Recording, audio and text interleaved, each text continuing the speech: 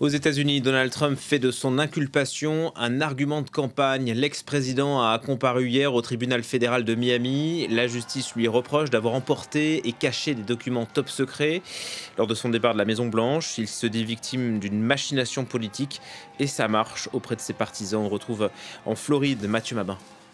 Dans cette affaire, Donald Trump a procédé à la manière de Donald Trump, vous l'avez dit en réalité. Le discours que vous évoquez et qui a quasiment immédiatement suivi sa comparution au tribunal fédéral de Floride n'est rien d'autre que la transformation d'une procédure judiciaire en une forme d'opportunité de communication pour le candidat Trump, on l'a compris,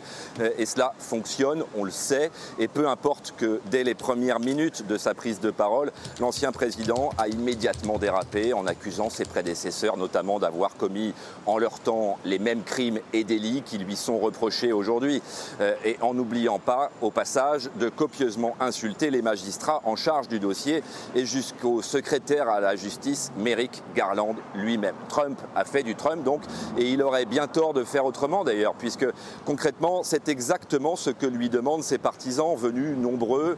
pour le soutenir ce mardi autour du tribunal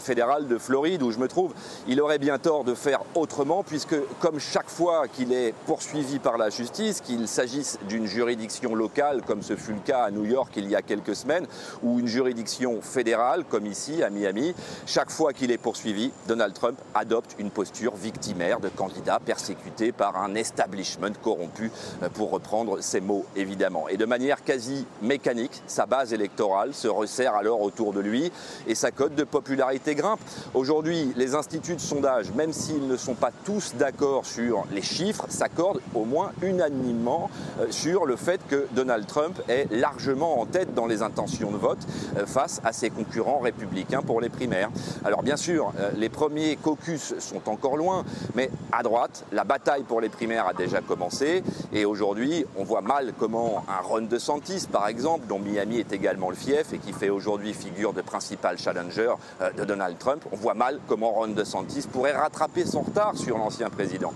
Il faudrait pour cela un véritable cataclysme politique à droite, un cataclysme comme une décision de justice qui empêcherait Donald Trump de se présenter, par exemple.